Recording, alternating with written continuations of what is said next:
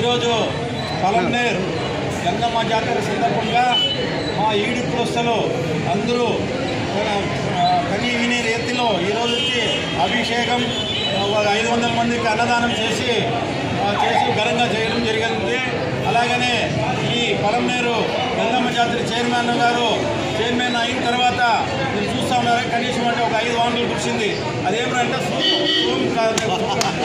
అంటే ఈ చైర్మన్ కనీ విని రీతిలో ఈ పలంనేరు జాతర జరిగిస్తారని ఆ గంగమ్మ ఆశీస్సులు ఉంటాదని మేము ఆ భగవంతుని కోరుకుంటా ఉన్నాము.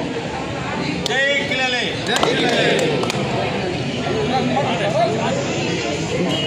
అందరికీ నమస్కారం. ముఖ్యంగా ఈసారి గంగ జాతర చూస్తామంటే గత వారం రోజులుగా అంటే 30వ తేదీ స్టార్ట్ అందరూ చూసినారు, చాలా ఘనంగా చేసినారు.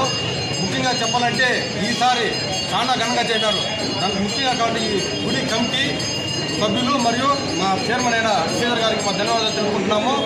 ఈరోజు మాకి ఈ ఒక్కరోజు మాకు అంత కేటాయించిన దానికి కమిటీ సభ్యులకి మరి చైర్మన్ గారికి మా ధన్యవాదాలు తెలుపుకుంటున్నాము.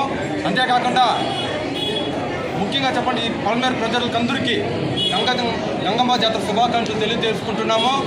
అంతేకాకుండా మొన్న చూసినారంటే ప్రహల్గాం దాడిలో దాదాపు మన ఇండియన్స్ 26 మంది హిందువులు చనిపోయినారు.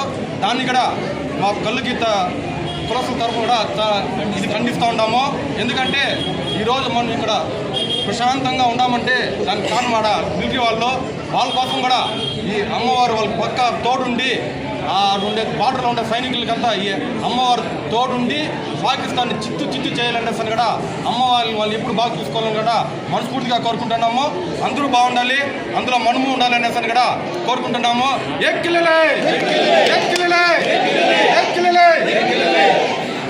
వేడుకల సందర్భంగా ఈరోజు మన ఈడికి సోదరులు మారేమ్మగుడి నుంచి ఊరేగింపుగా వచ్చి మారేమ్మగుడిలో పూజలు సమర్పించి అలాగే ఊరేగింపుగా వచ్చి గంగమ్మ తల్లికి ఈ అభిషేకము అన్నదాన కార్యక్రమము చాలా ఘనంగా నిర్వహిస్తున్నారు.